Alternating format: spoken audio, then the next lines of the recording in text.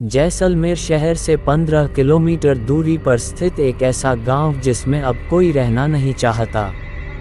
लोग कहते हैं उस गांव में भूतों और आत्माओं का डेरा है। कहा तो ये भी जाता है कि उस गांव में फैली दहशत के पीछे जो कहानी है वह उससे भी ज़्यादा भयानक और ख़तरनाक है, जिसकी बुरी नज़र की वजह से जो भी उस गांव में आता है वह अकाल मौत का शिकार बन जाता है। यूँ तो हम सभी ने कभी ना कभी भूत प्रेत पिशाचों से जुड़ी कहानियों को पढ़ा या सुना होगा। हो सकता है कुछ ने ऐसी पारलौकिक शक्तियों का सामना भी किया हो, लेकिन जो कहानी हम यहाँ आपको सुनाने जा रहे हैं वह थोड़ी अविश्वसनीय जरूर है, लेकिन स्थानीय लोगों के लिए वह एक बेहद खौफनाक सच है जिसका सामना उन्हें अक्सर या कहें शायद रोज ही करना पड़ता है। मरने के बाद भी जिंदा है वो। कुलधरा जैसलमेर से 15 किलोमीटर दूरी पर स्थित एक गांव अपनी दहशत के लिए आसपास कुख्यात बन गया है। आपको ये बात तो पता ही होगी कि जिन स्थानों को पारलौकिक ताकतें अपने कब्जे में ले लेती हैं उन स्थानों पर बसने वाले लोग या तो स्वयं उस स्थान को छोड़कर चले जाते हैं और अगर नहीं जाते तो उन्हें अपनी जान से हाथ धोना पड़ता है।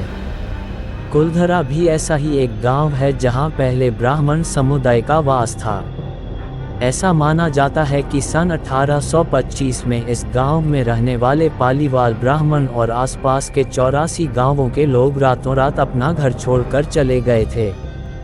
सन 1300 से इस गांव में पालीवाल ब्राह्मण की पीढ़ियां रहा करती थी और रक्षाबंधन के एक दिन सभी इस गांव को छोड़कर चले गए। ऐसा माना जाता है इस दिन कुछ ऐसा दर्दनाक घटा था जिसके बाद आज तक भी बहुत से पालीवाल ब्राह्मण रक्षाबंधन का त्योहार नहीं मनाते। मौत से छीनकर अपनी जिंदगी दोबारा वापस लाई बड़े पैमाने पर हुए इस पलायन के पीछे की कहानी कुछ ये कहती है। जैसलमेर के दीवान सलीम सिंह को कुलधरा समेत 84 गांवों के मुखिया की खूबसूरत बेटी से प्यार हो गया था। सलीम सिंह ने गांव के लोगों को ये धमकी दी थी कि अगर उसका विवाह उस लड़की के साथ ना हुआ तो वह करों में और ज़्यादा वृद्धि कर देगा।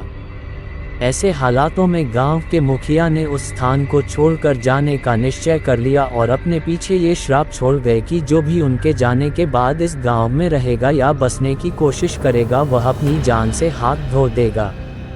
मुखिया और उसकी के जाने के बाद गांव के बहुत से लोग धीरे धीरे करके बीमार पड़ने लगे या फिर अकारण ही मृत्यु के ग्रास बनते गए।